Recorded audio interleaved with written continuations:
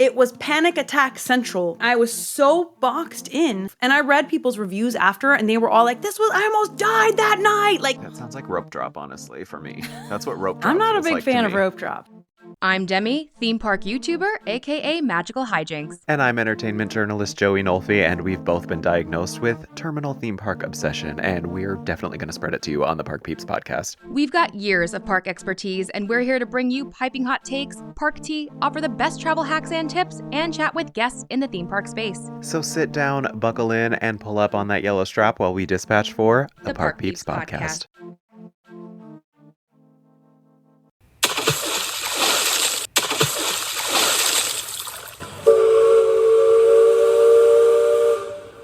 Hello and welcome to the Park Peeps podcast. I'm Joey Nolfi. And I'm Demi from Magical Hijinx. Yes, I can confirm that today my co-host and I are currently reporting live from the Magic Kingdom as we stage an extremely aquatic protest. And yet, yes, dear listeners, we have chained ourselves to the paddles on the back of the Liberty Bell and we refuse to move until Disney agrees to keep it. Demi, how are you holding up over there? Joey, it would have been better if maybe you didn't chain me upside down. The blood's starting to rush to my head. My foot got caught in between like the slats of the paddle. Oh, no. This really wasn't, I think, the right move. And I'm a little afraid that they're gonna start this thing up in a second, and my head's the first thing to go. Like, little do you know, Demi, that this was my plan all along. It's a solo show now. Bye, Demi. Bye. Thanks for having me. Demi is now currently banging up and down on these paddles, but I wouldn't leave my co-host by herself to do that. I also am currently banging up and down on these paddles as the wheel turns. It is all an experience we have never indulged in, and it reminds me this episode is all about doing things we've never done before. This is our bucket list episode. Committing to the bit.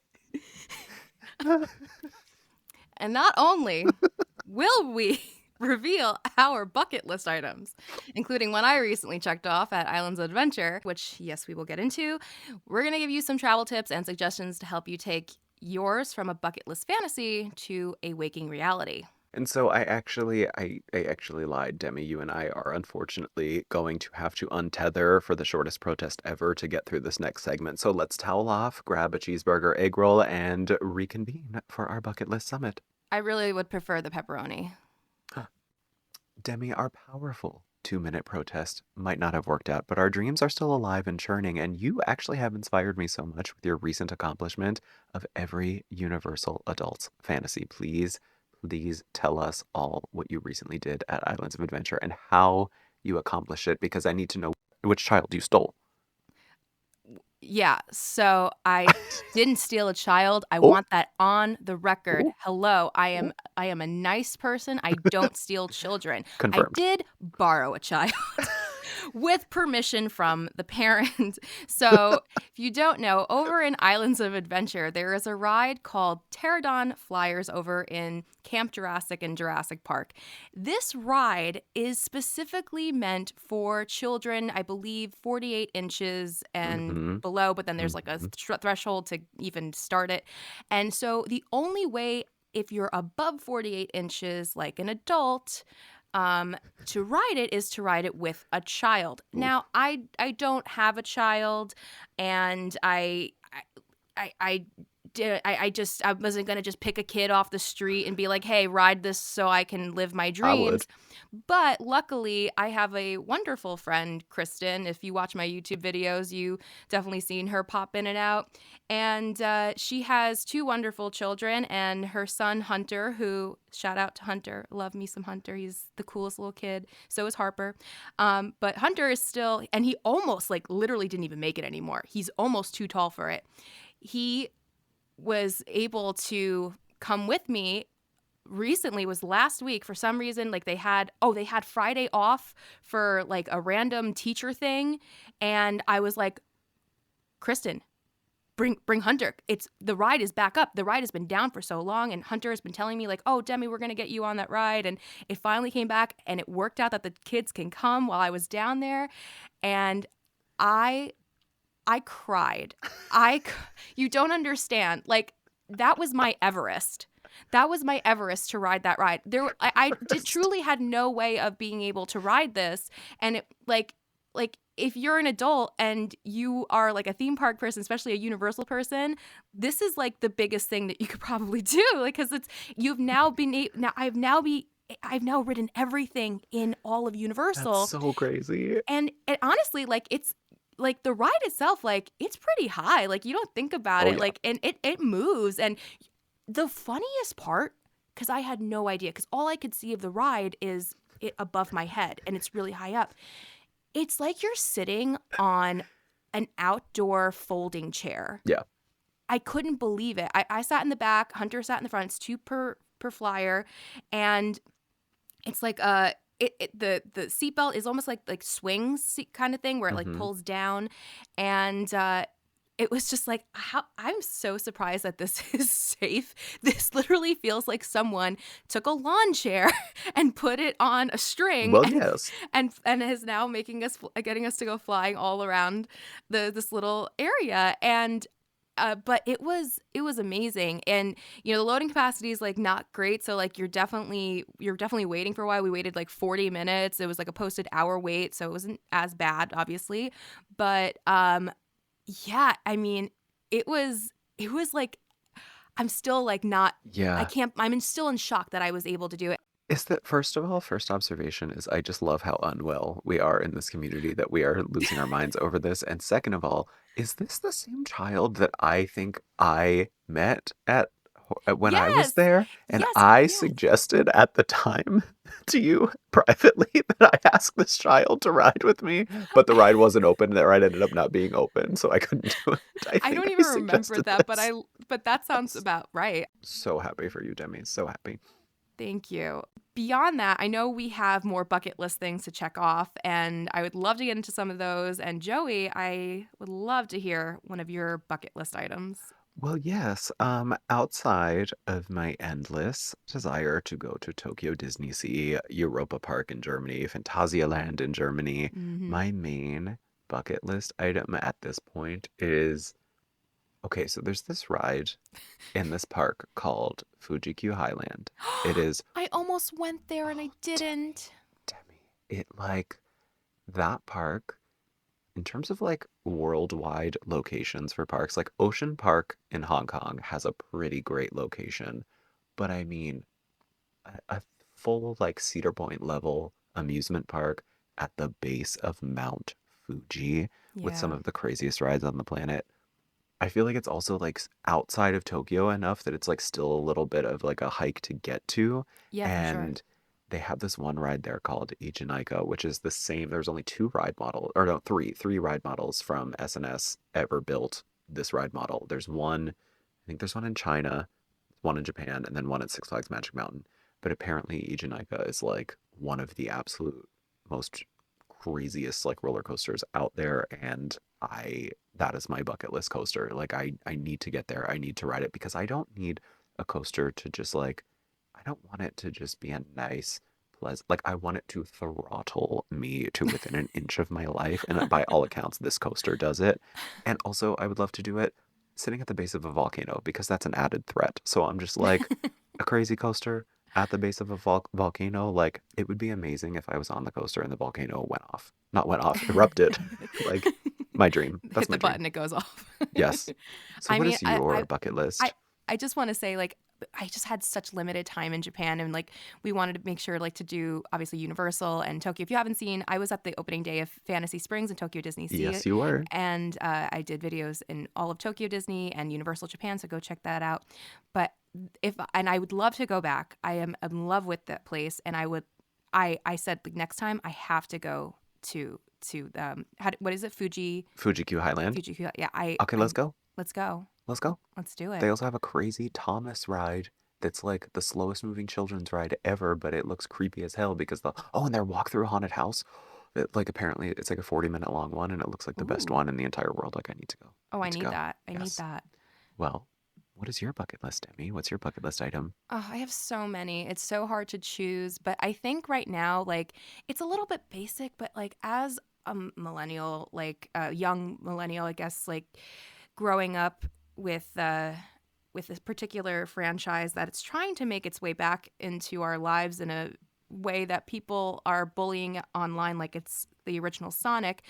I want to go to Universal Singapore just for Far, Far Away, which is Oh, yeah.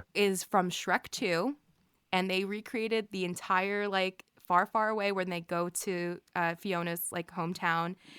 And as a huge Shrek fan, like I'm telling, it's like one of my favorites of all time. And I have to say, like I always go back and forth between what do I like more, Shrek 1 or 2, and I think maybe Shrek 1 might be like a better movie.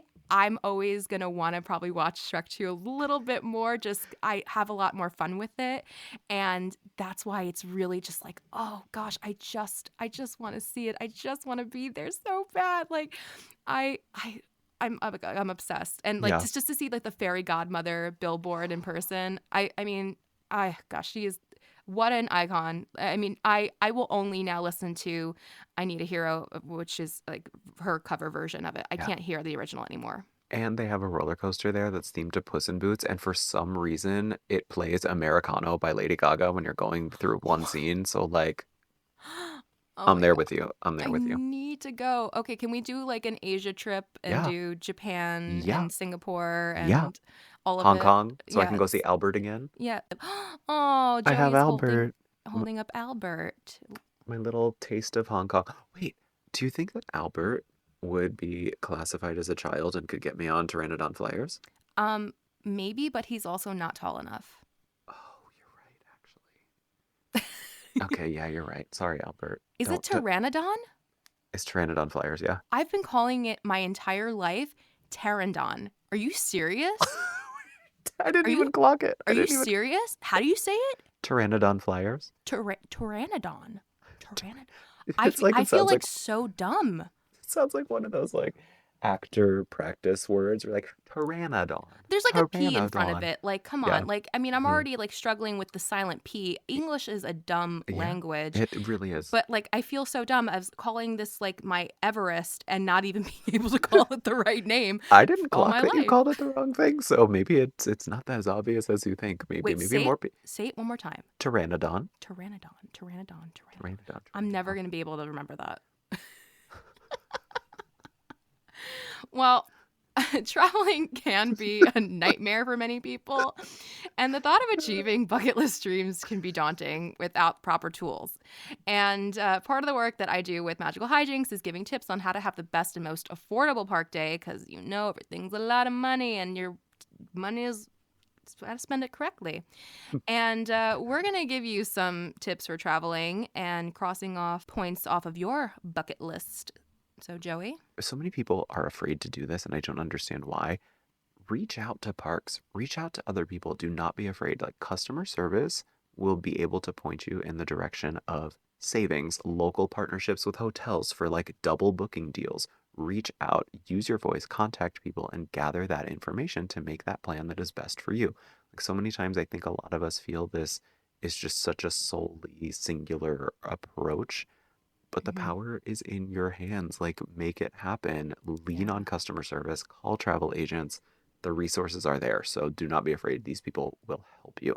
Yeah, like download an app, especially if you're going to another country, that will let you Yeah. call internationally. Like when I was planning Japan, I called so many people in Japan just to like actually get the correct information. It was the best thing I did, and I just kept using free like the free parts of like the apps. Like they give you like a certain amount of hours free, and it was the best thing I did. So I wasn't even charged, and I got so much information. So that's a great tip, Joey. Or screenshot like anything that you need like that. Like if you're at a park for a day or something, I always screenshot my ticket or my barcode and make it my background on my phone so that when I turn it up, I can just do it right there instead of like clicking a button.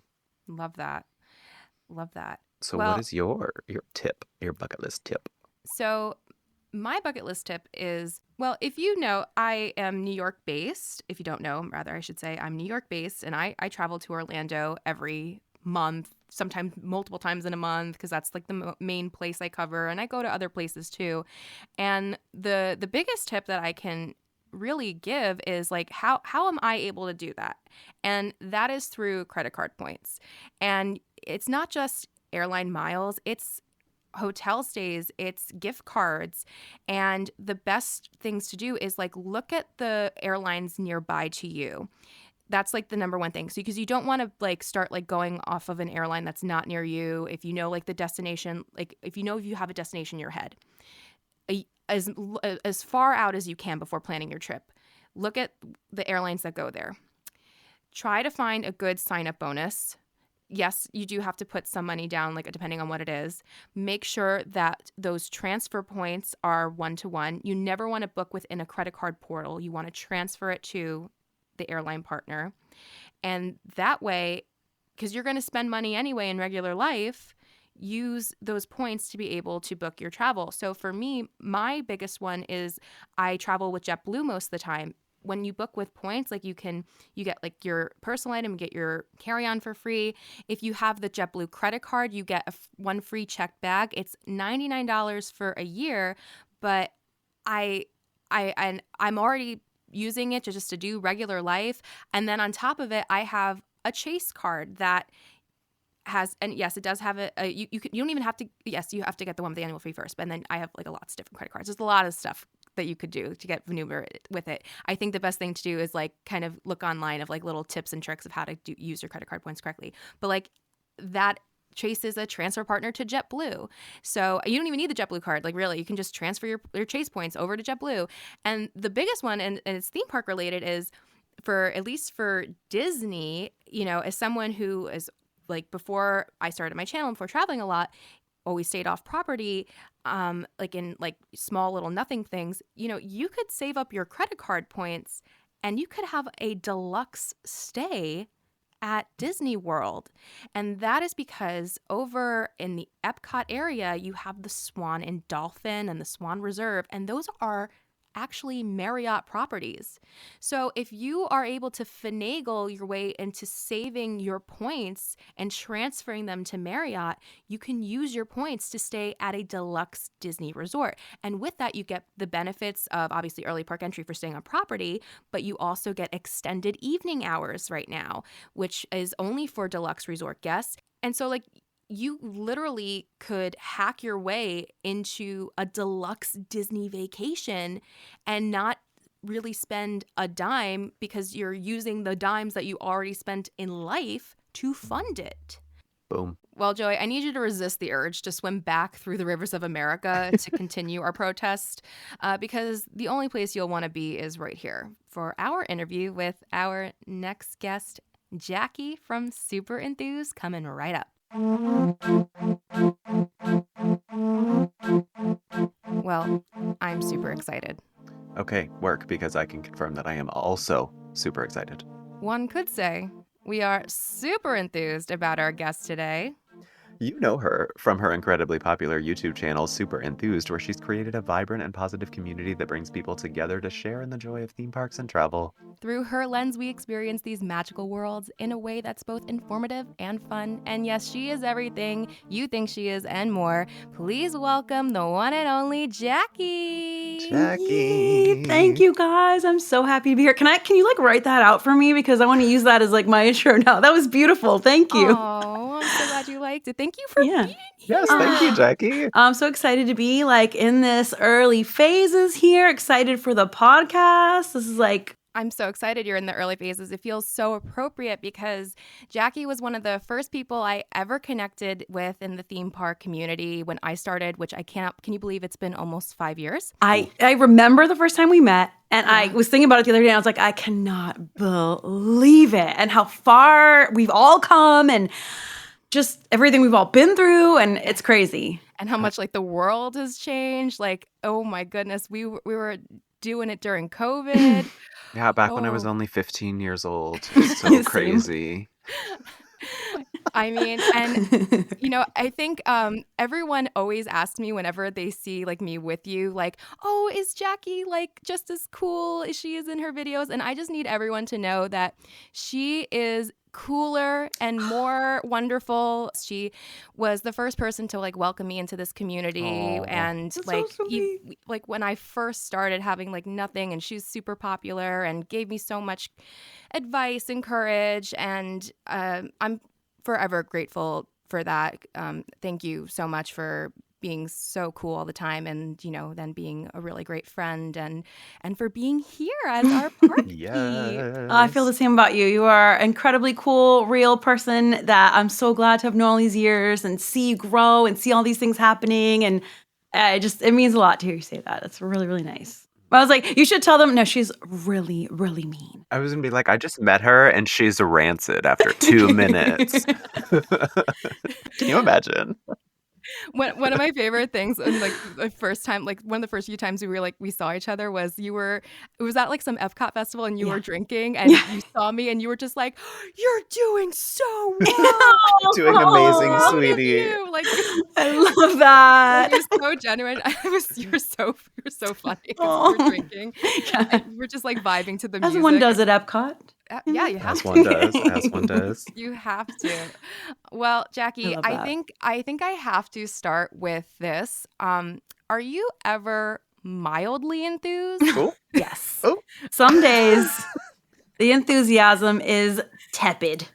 I'm like, Oh. I'm not feeling it today. And like I always say, on those days, I'm not making a video. I'm not. You can't force the enthusiasm. You can't pump it out. If I am not, there have been days I've been out and I'm like, ugh, no. And I just put the camera away. I'm like, I'm just going to chill today.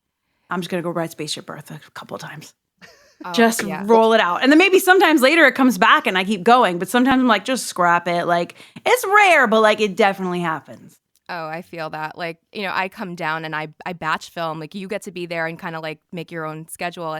And when the days, like, especially if I'm going hard for so many days in between, and then I just like, I know I have to do a thing. I just feel like it's not going to be good, or like, why do something that's not going to be good? You have to like take the time for yourself. And then, same thing too. Like, I'll go like just do something for myself and ride a ride or something. And then sometimes it does come back. Yeah. And then I'm like filming until like 1:00 in the morning. Yeah.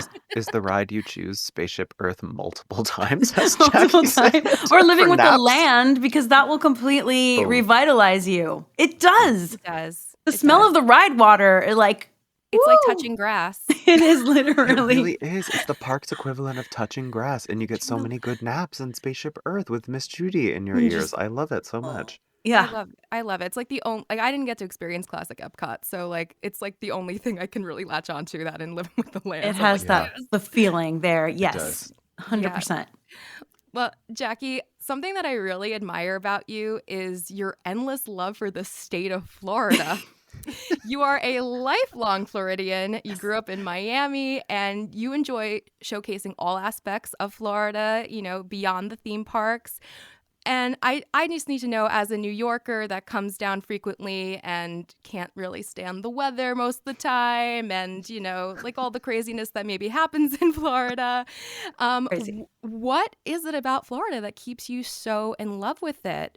And did this passion for Florida like play a role in inspiring for you to start Super Enthused all the way back in 2015? Yeah, that is such a good question. Okay, no one's ever asked me that. That's so good. So in my head, I have this little joke drinking game where I'm like, every time I say I was born and raised in Florida, take a shot. Because like, I know I take at every advantage to let everyone know I was born and raised here. I know, trust me. And in my head, I'm like, but like, I don't know. Okay, so born and raised in Miami, but like, I feel like there are multiple Miamis. Just like there are multiple New Yorks, there are multiple LAs, I didn't grow up in like Miami Vice, downtown Miami. I grew up down south. So near like Homestead, like 45 minutes to the Keys, like down south. So a very different kind of Florida. Like my regular walks were like in the mangroves and like the tropical gardens and stuff. Oh. My dad is like a gardener and like the yard's full of like trees and plants and whatever. And like, so I do think growing up in that like made me love, like I love the ocean, like the smell of the salt water, and like I'm used to the heat. Obviously, like you walk to the school bus when you're a kid in that heat, like you're sweating, but you just become acclimated to it, Mm-hmm. So I think that's part of it. And I think, yes, when I did start it first back in 2015 as the blog, it was like that, I want to be like a tourist in my own town. Like I feel like people, I knew so many love people in Miami that. back then who were like, there's nothing to do here. And I was like, nothing to do?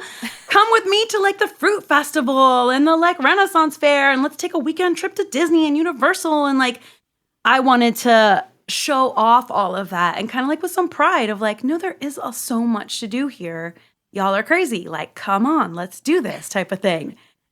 I love that phrase, tourist in your own town. That is such a good phrase. It's such a great idea. And obviously, like, you were able to take all of that and like create the beginnings of what Super Enthused is today. And that's so inspiring. Yeah, I think in a way, I'm glad I had to start in Miami. So like I was close enough, like I called it local-ish to like Disney and Universal. Close enough that like once or twice a month, I'd come up for the weekend. But far enough that I had to like be creative and show other stuff. And it forced me to like do a lot more. And living here, it's like, obviously, I love Disney and Universal. I love them. And I go all the time. But I'm still like, no, I don't want to only do that, though. Like, I want to keep seeing and doing other stuff, which is funny because this weekend I'm going to Miami, visit my parents. And I made a little itinerary of stuff we're going to do. And I'm super excited to be near the ocean for a bit again. I do have to know, growing up as a Floridian, the thing that I always have to ask every Floridian is how many ceramic dolphin statues were in your home growing up? So none, because my family is Cuban, right? So my family is Hispanic. So it's like half and half. And like we grew up speaking Spanglish. It's a completely different thing. Cubans don't be having ceramic dolphins. Maybe some do. Maybe some do. But that is not it. That is not what we had. There were ceramic like saints and like other things. This is a Cuban household. There was not ceramic dolphins. They are there and they're in a lot of homes, but I feel like that wasn't the way I grew up. But I did have like sand, like seashells and sand and stuff, and like in like a little glass jar and stuff like that. Yeah, love that. Love that. That was a total joke question. No, but I get it. To my real question. Okay. Obviously Demi and I have done our research, but for some of our listeners who might be meeting you for the first time through this interview, I'm just curious about your history with Super Enthused and why you decided to start it and translate your love for places and parks into a living on camera, and if there was a specific maybe park visit or experience that inspired that transition. I am a big scrapbooker journaler.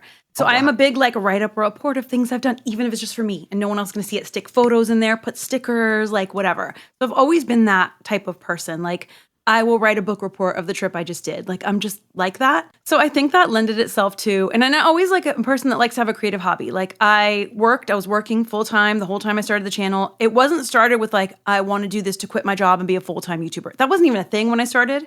I don't think anyone I knew lived that life, maybe one person. Like it wasn't a thought in my head at all. I was just like, I want a creative hobby. I want something new to do. And like, I loved the travel shows. Like I loved Samantha Brown and Rick Steves and stuff like that. Like they're my heroes. So I was like, I started writing blogs that were like trip reports. Like, all right, so this weekend I went to the Fruit and Spice Festival down in Homestead. And these are some pictures. These are the fruits that I saw. And I had so much fun. And if you go, make sure you park in lot, whatever. Like, I would add in my little like tips and my little stuff. And then I was just doing it for fun. Literally just on the weekend, I would do something and I would write it up. Tourist in my own city type of stuff. And then I remember when like Diagon Alley first opened and like I went there the first time to like get a wand and I wrote up a trip report about it with the wand that I got and like the wand experience. And I got chosen that time and whatever. Eventually in 2017 though, I started to see like a few people doing YouTube, like theme park and travel YouTube. Still not a lot back then. And I was like, oh, this would be so fun to do the exact same thing, like a trip report style thing, but like in real time of the trip, documenting it like a Samantha Brown, Rick Steves type of a thing, you know? And that's exactly where I started. And I was like, all right, this is super fun. And it just happened. It just flowed and happened kind of naturally. Beautiful. You know, Jackie, something that I love about you is that you travel like all over. You leave Orlando, you do road trips, you go west, you go to Dollywood a lot. But the one thing is something that I've been trying to get you to come to forever is come visit us in the Northeast. Yes. And I know you've made it as far as like Hershey, but that's still kind of not, that's like 4 hours not from enough. me. It's not enough. Not enough. Yeah. But my question to you now is now that, because I felt like the draw in was maybe Six Flags Great Adventure for King Ka, which was the tallest coaster in the world, they have now destroyed my boy, and I will shocking. I will never forgive them. Did you see that video? It was so shocking to see. It was so sad. I was like, sad. I cried. My jaw dropped. Watching them It was crazy. demolish that.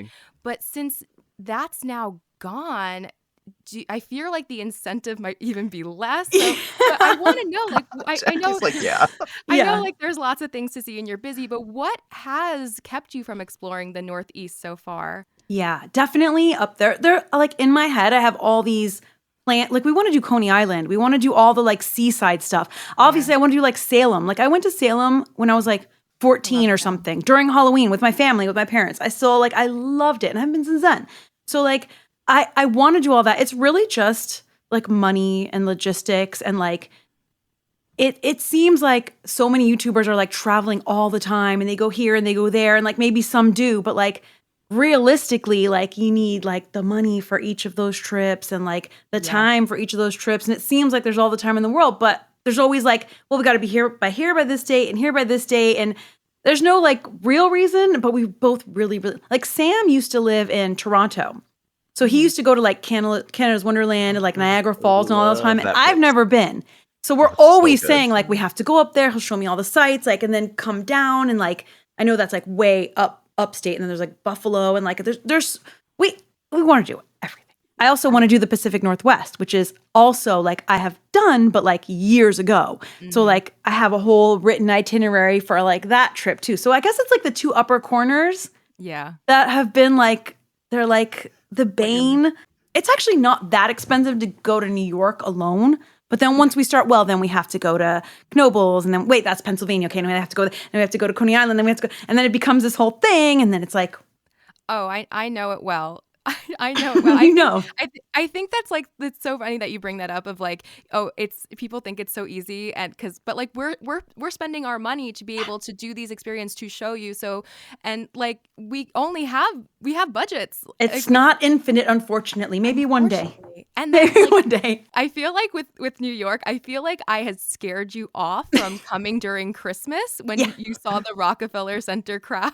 God, yeah. I don't think I'll be doing that. Although I would love to be in the throngs for that. Like, it's so cool looking. Yeah. But, like, in actuality...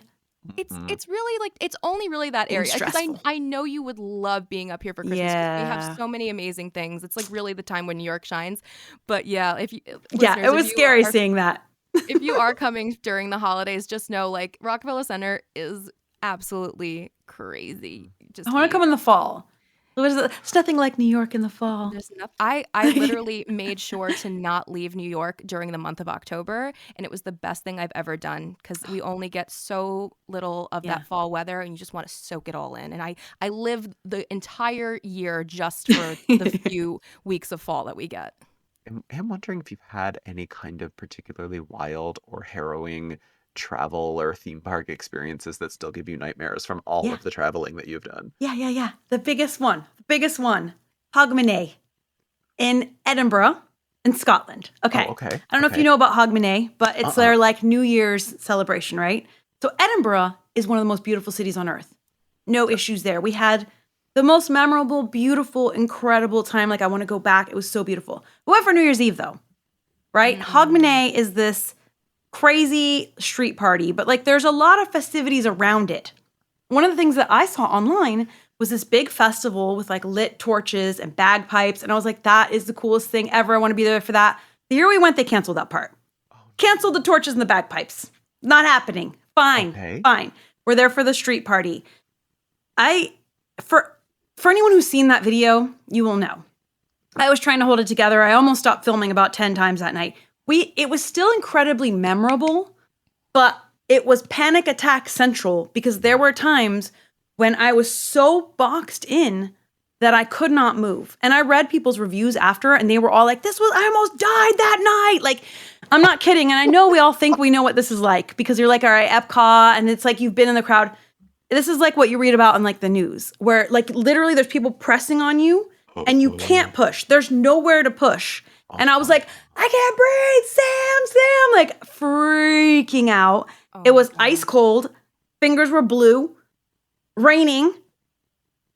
we went back to the room. We were like, F this. We went back to the room, but it took like an hour to get back to the room. Then once we were back in the room, somehow we like had some drinks and we got brave again. We went back down.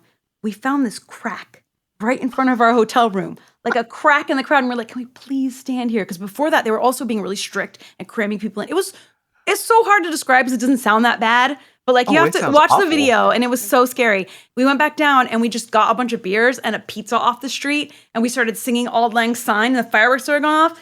Ended up being great, but leading up to it, it was really scary. Like I was scared. I was like, we're gonna be on the news. We're gonna be dead on the news. Yeah. That sounds awful. Like I really thought that. It was really scary. So I would never do that again. I wouldn't recommend it. I would say go to Edinburgh and like do the other stuff around it, but like the actual Hogmanay street party, unless they change something, scary. No, that sounds absolutely terrible. horrifying. It was really scary. Horrifying. Well, Rockefeller Center is nothing like that. Right. Yeah, it's nothing packed, like but that. It's not like that. Nothing it was like real that. scary. And also like you're in another country, you're not like, things are different. You don't know how things work. Like, but everybody in that little moment was freaking out. Like, I feel like everyone was like stressed and freaking out and like, there's nowhere to go. We're trapped in. They won't let us move. Like, it was scary. Yeah, it sounds like rope drop, honestly, for me. That's what rope drop I'm not a feels big like fan to of me. rope drop. I'm Me not a big either. rope drop person. Me either. No. It's not fun. It's I'm going to a theme park to have fun. Right. It's early. It's busy. I can't stand it. And people always want me to like do like Me too. a strategy video of rope drop. Here's my strategy. Don't do it. Don't Sleep do in. it. Come Save about your an hour energy. later. But I want to make the most of it. You literally still can. You literally still can about an hour after. You could do Yes. the same amount of stuff, but less you. horrible. Yeah. And shake the table, Jackie. Shake the table. You're still gonna wait an hour or more for Hagrid's. Just sleep in. Just sleep in. You're going to wait the same amount of time. And in order to be one of those first people who's like, I was on it first, like you have to kind of do things I don't want to do. I don't want to run and push, and I don't want to do that. Yeah. Not worth it. No, but so that sounds horrible. That's scary. It was. But how about an emotional or transformative experience? Oh, like something okay. good that you've had while traveling. Also New Year's Eve, but London. So 2019, was it into 2020? Yes, into 2020. So before the craziness, we went to the last London New Year's Eve before they like stopped them and then changed them after. I didn't know what I was doing. I had no expectations. Normally I'm like very like a planner. I knew nothing. Sam was in control of this whole situation. We were like on the tube, running through the streets, holding hands, laughing, got in the crowd, made friends with everyone around us.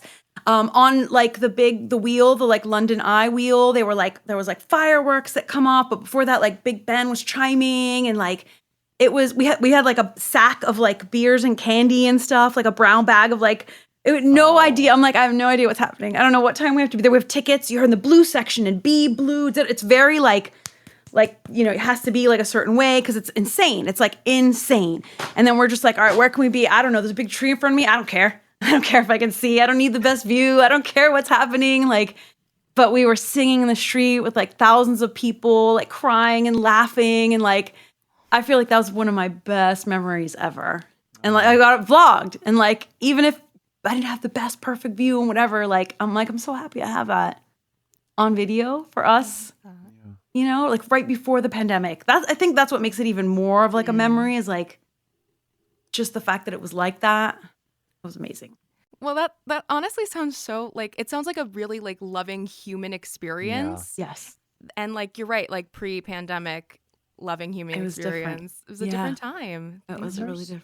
It also just this is more of a statement than a question, but it like a lot of the time I feel like creators aren't given the same amount of like respect as other art forms, and I do think it's an art form in a lot of ways, and that's with the story that you just told reminds me that there is an art to it, and it's like it's capturing this is going to sound really cliche, but it's like it's capturing the human experience in a way and translating the way somebody sees the world to other people, and that is like one of the most powerful things to me, and it can be transformative for people. So I do like I one of my friends is like very much into the art world, and I have this sort of debate with him all the time of like, are theme parks and the act of like vlogging about it and capturing it those two entities, are they art? And I think they are. And I think what you just said is a perfect example of why it is. And your channel is a good example of why it is too.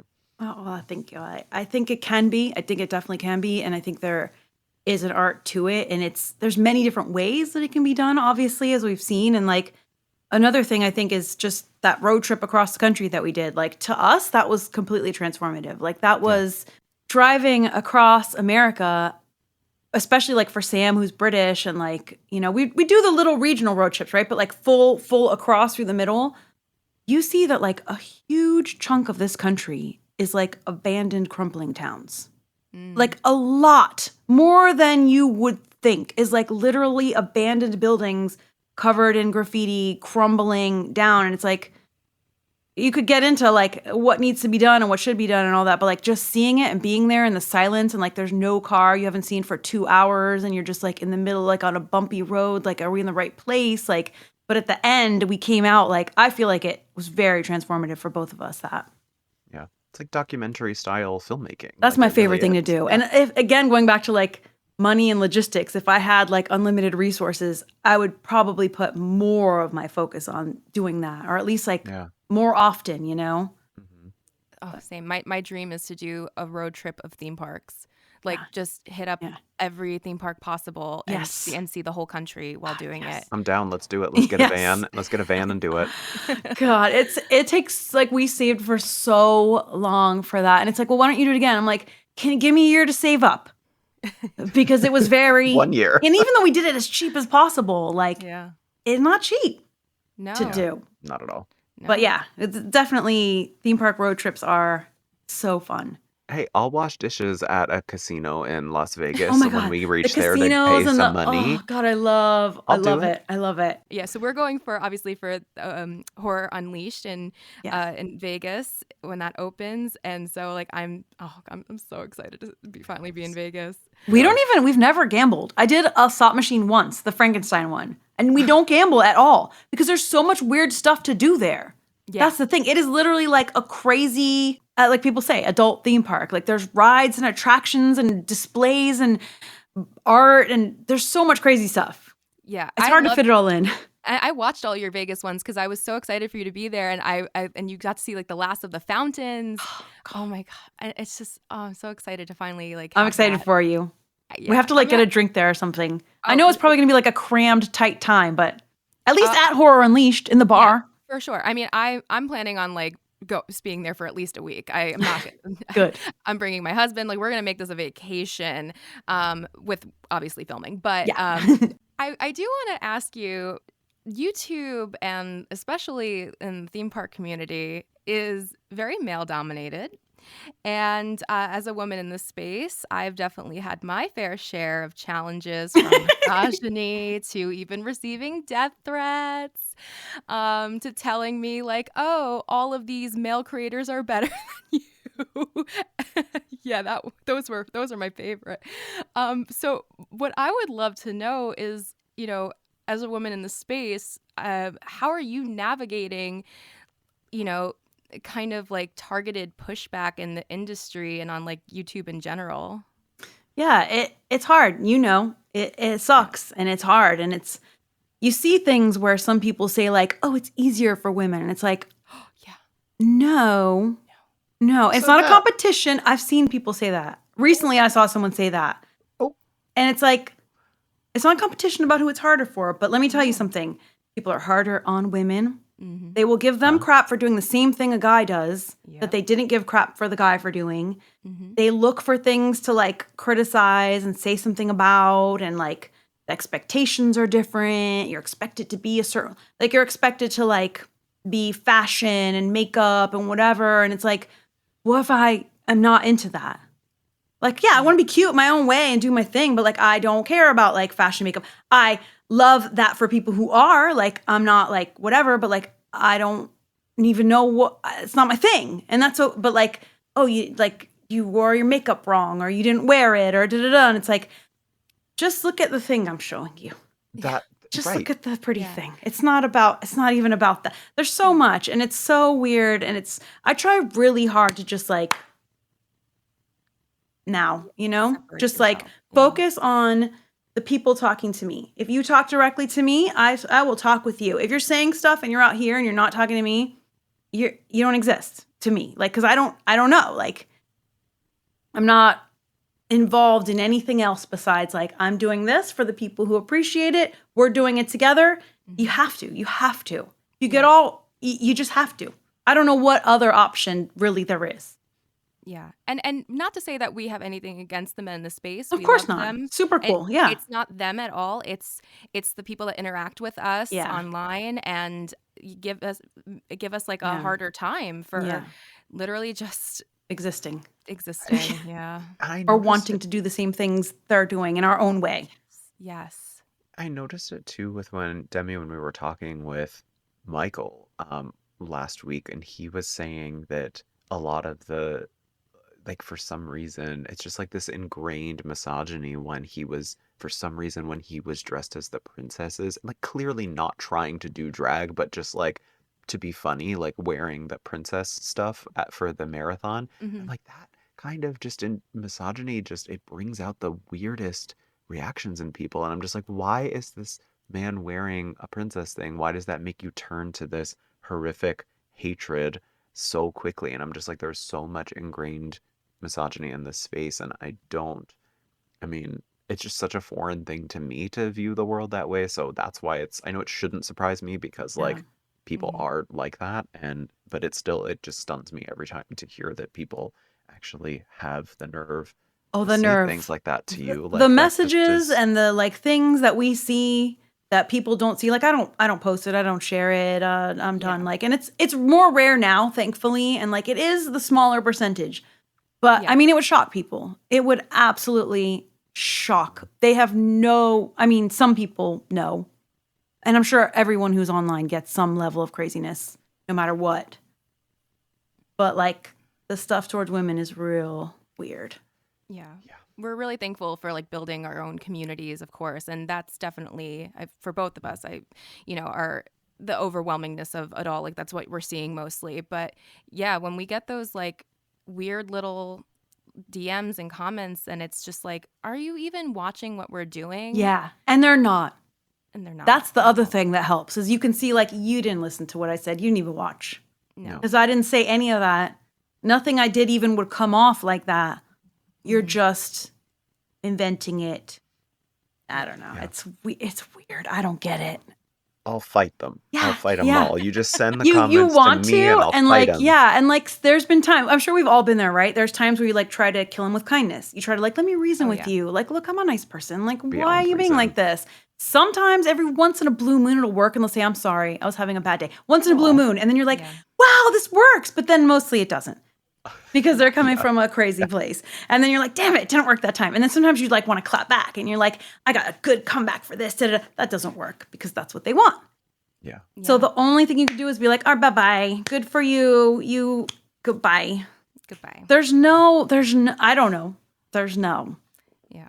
There's no logical way to, like, I mean, it's just because it all defies logic what they're saying. So it's like the only thing that you can meet it with is just what works for you. Yeah. And if that's not clapping back, it's not clapping back. And like, as our patron saint RuPaul says, if they ain't paying your bills, pay them no mind. So like, I mean, that's the mantra I think we all have to live by. And it sounds like you do live by that. So I try.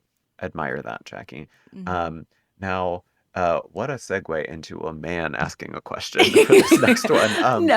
Listen, it's all about, we're just people. We're all just people. Most people are super cool, super fun, whatever, but you know, super enthused. At least they're a little enthused, at least most people. Yeah. Well, we figured that you would be a perfect guest for this episode, because this week's episode is all about bucket list items for theme parks and travel. So could you share some of your personal bucket list destinations or experiences, and maybe some like tangible travel advice that might make it easier for someone to accomplish a far off bucket list item? Yeah. Okay. So one of mine is so going with Sam to the UK, right? So I've been able to go to like the UK theme parks, like Alton Towers and Thorpe Park and all of these. And like, I don't know how I would have done that, at least at first, without him. Like, it would have taken so much. But one of the things that I want to do that he's done a little more than I have is like a European theme park road trip, right? So go to like Efteling and like Phantasialand and all of those places. And like we've planned it so many times and it hasn't happened yet. Again, it's just logistics. It's just making it happen. Like whenever we go over, we're seeing family, like we're seeing his family there. And then it's like, we're doing this and we're doing that. And like, we're going to make it happen, but that's one on the list for sure. And obviously Japan, which by the time I go, everyone on earth will have gone because everyone's been. I'm sorry. No, it's Demi's okay. apologizing. Because I have everyone's experience to help me, you know, so that's one good thing with that. But like, obviously I want to do like the Disney and the Universal parks if we can and all that, but like also see, you know, history and nature and like temples and shrines and like the cities and like all of that. That is a big, huge one. Yeah, when I was in Kyoto, I was like walking through a temple and I was just like thinking, you know who would love this? Jackie. Yes. That is so like I feel it already in my heart and I know, but those are two like big ones that I know we'll do, but like they just haven't happened yet. Yeah. Yeah. And what tips might you have for somebody, like, because you are so experienced in traveling, like, is there anything that you think people should do who have these far off bucket list dreams who might make it easier or more attainable for them to do as someone who's so experienced in travel? I think that having like obviously research and not just like, yes, watch vlogs, watch whatever, but like read online, like read the official info because I see a lot of people ask a lot of questions that like watching vlogs and content and whatever, I feel like can give you the vibe, give you the experience, give you ideas. But like if you need the nitty gritty, the hours, like look, this seems so simple and basic, but I feel like in today's thing, this is so important to like have a spreadsheet, right?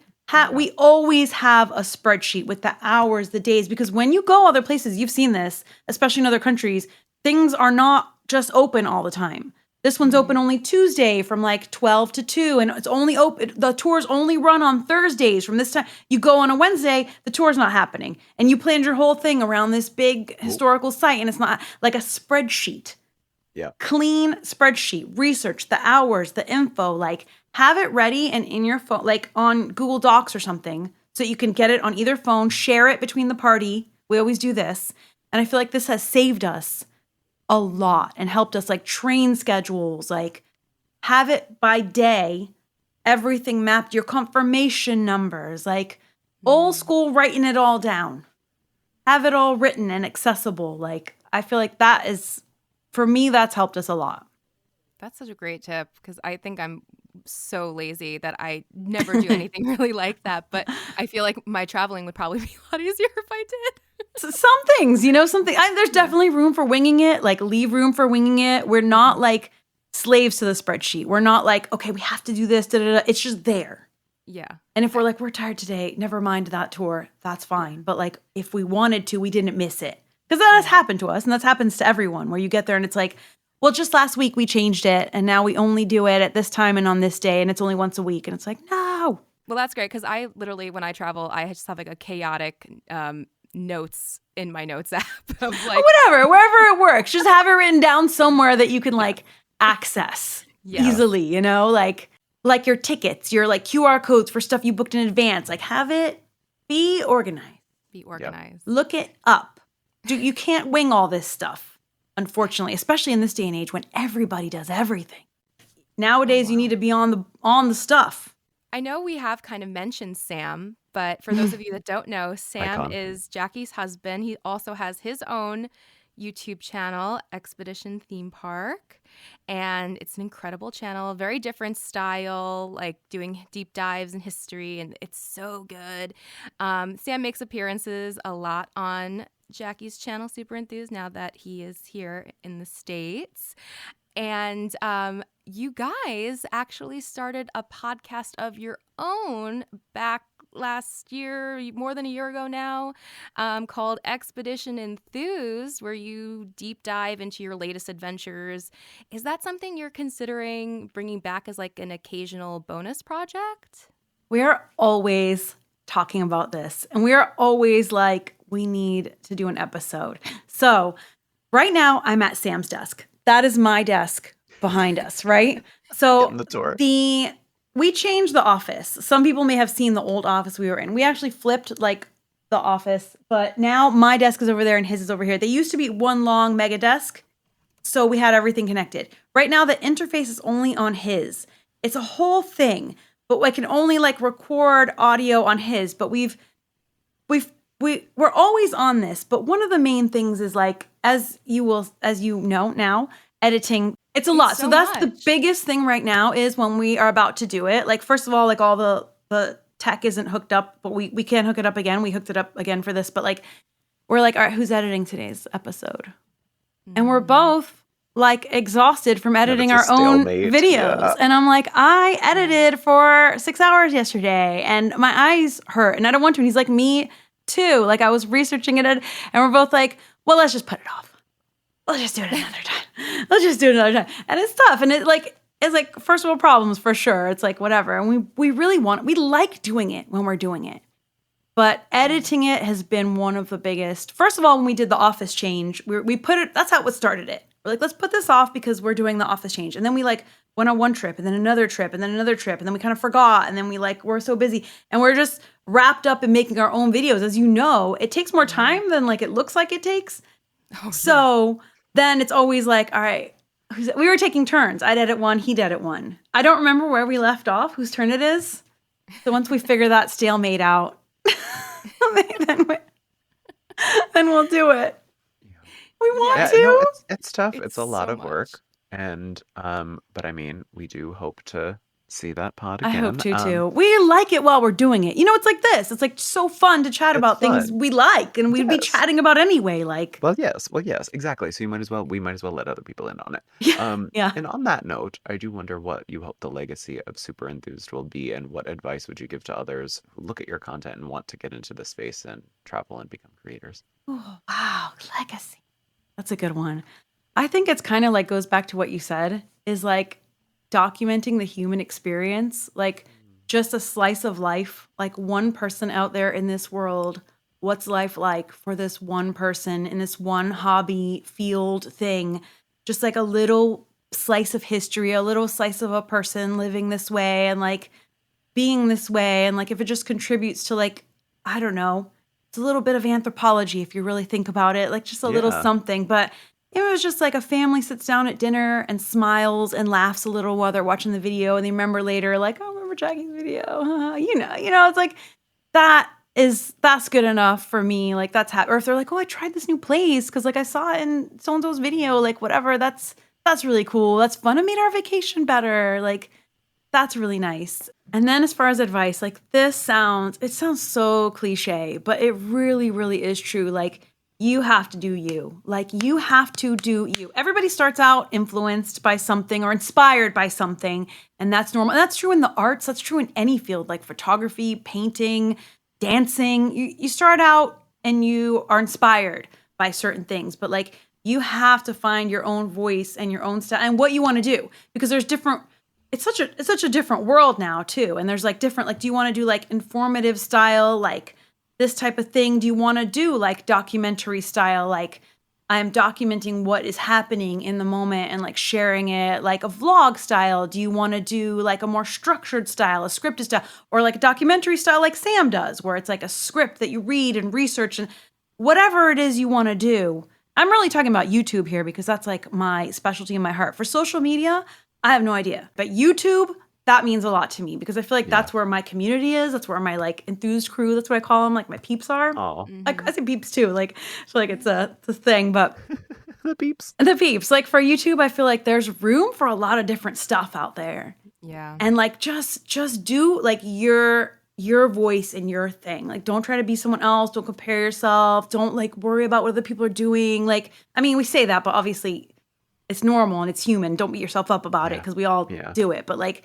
just have your shining voice. See yourself as like a like this is my thing. Like I got my own little thing to add in here. Like no, that's lovely advice, and I think that it really shines through in your personality. You are very in tune with who you are, and you love showing that to people. And I think We want to send you off by getting to know you a little bit better, as we do with most of our guests. We're going to play a very quick lightning round of questions. So Okay. we're just going to ask you some rapid fire questions about yourself to help our viewers or our listeners get to know you a little bit better. Okay. And the quicker the answer, I feel like the better. We Okay. just want to cycle through them. Okay. So, Ready. all right, we're going to start. What is your perfect park day? God. Oh my God. See, now it's supposed to be fast and I can't do it. There's too many examples. It's way too hard to say, but basically just being like I can't do it. Every park's different. Being super chill, super relaxed, being with Sam or friends or family, people that you love, and like doing your favorite stuff where everything just works. Everything just flows and works, and there's not like a bunch of hiccups. Those days are just like, wow, everything worked. Agree. Okay, if you could bring back one defunct attraction, what would it be? Jaws. What is your favorite bathroom at Disney and your favorite bathroom at Universal? Ooh, gosh. Okay. At Disney, the Figment bathrooms over by Epcot are pretty good. I was going to say Rapunzel, but those always smell, even though the outside's really pretty. Why does it always smell in there? I don't know. At Universal, I know I have one, but I can't think. I think over by like Louis in that like hallway. Mm-hmm. The ones by like the arcade. Oh. Yes. Those are pretty spacious. There's a lot of room in there. Yes. And there's a bench outside of it. There's a bench outside. That's a pretty good one. That is a good one. Yeah. Okay, so what is your favorite park hack? My favorite park hack is, even if it's like a super big popular thing online, everyone's like, you have to do this, you have to do this. You don't like that thing? Don't listen to them. Don't do it. I see this as like rampant. People are like, no, because they said that I have to like the cheeseburger rolls. I don't like the cheeseburger rolls. Same. Don't eat them. They're not worth it. Little things like that. What is your favorite non-Disney, non-Universal park? Dollywood. Knew that was coming. Where's your favorite place to drink in the parks? Ooh, okay. Oh my gosh, this is hard. This is so hard. God, I like the resorts in both parks. I feel like the resorts are like super like Grand Floridian, Polynesian, or even like go to Cabana Bay for a drink or like wherever. Like the resorts, I feel like are a vibe. What's your most embarrassing park moment? Like tripping and falling. Like I trip and drop stuff and break stuff all the time. And someone always sees me and I'm always like, I'm the clumsiest and I break things and I drop things like you wouldn't believe. Same. When was the last time you cried in a park and why? God, when did I cry? Jeez, I feel like I'm gonna cry at Epic Universe. Me too. I feel like the tears are gonna flow there. Cry together. Don't know. I cannot remember. I'm sure I have. I know I've had moments, probably like watching fireworks, like at night, like in some, like at Phantasmic or something. I think it was like when our whole family was here and it was raining or something like that. And finally, who are your park peeps? Oh, you guys. Sam. Yeah. Like our family, when they come to visit, like for sure they're the park peeps. They like love the park so much and they're so passionate about it. And it's like the best feeling when we're just all here. We're taking them on a Disney cruise this year for the first time. I feel like I might cry then. We've been trying for years to get them on a Disney cruise. You'll have to phone in when you do cry in the parks the next time. We'll do like a phone a friend for Jackie. I know it's happened. I just can't like think of it. Like, I don't know. I know as soon as I get off this, I'll be like, oh, I have such a good one. Well, keep us posted. Okay. Yeah. And you've become quite the cruiser. Oh my gosh. Oof. Cruising is nice because, you know, like I said, take a shot. I'm from Miami. I'm from Florida. I love the ocean. I love being out on the ocean. I love being on boats. I grew up on boats and in the Keys and stuff. Like it is. Just no dolphin ceramics. No dolphins. I love to see a dolphin. Listen, I'll probably cry if I see a dolphin or a manatee. I'll scream. We know how to do it. There we go. Just get a dolphin. Well, Jackie, I will let Demi give you the big outro because y'all are friends, but I just want to say before that, thank you so much. This was such a nice conversation. It was so lovely Well, meeting now you. you guys are friends. Yeah, Now we're yeah. It's so friends. glad Now we got we're to finally peeps. We're meet and peeps. like we'll Yes. see each other out there, and it's just a lovely, lovely, lovely. Yeah. Yes. Thank you so much. Oh my gosh, Yeah, thank you you. so much, Jackie, for doing this. It means so much that you are such an early guest on the Park Peeps podcast. I love it. Do you want to tell everybody where they can find you? Yeah, sure. I mean, mostly on YouTube. So Super Enthused on YouTube, on Instagram, and pretty much any, Facebook. Facebook, I'm on a lot too, but mostly YouTube. And Threads. And You're on Threads, yes, a lot. I'm on Threads, yeah. Well, thank you so much for being here, Jackie, and for doing this. We really appreciate it. Yes. Thank you, Jackie. Thank you, guys. I'm excited to hear the episode and share it and see who the future peeps are and like just keep on rocking it. Well, that might be all for today, but Rivers of America, you haven't seen the last of our socio-political maneuvering. Thank you for tuning in to today's Park Peeps episode. Please make sure to rate, subscribe, and leave us a comment wherever you get your podcast because it helps us continue to bring you even more great content. Also, please follow me at Joey Nolfi on all platforms and follow the show at Park Peeps Pod on all socials. And make sure to keep up with all of my theme park and travel coverage at Magical Hijinx, HIJINX, on YouTube and everywhere else. And we'll be back next week with episode 4, so stay tuned to see what we get into next time. Hope to see you then. Bye. Bye-bye.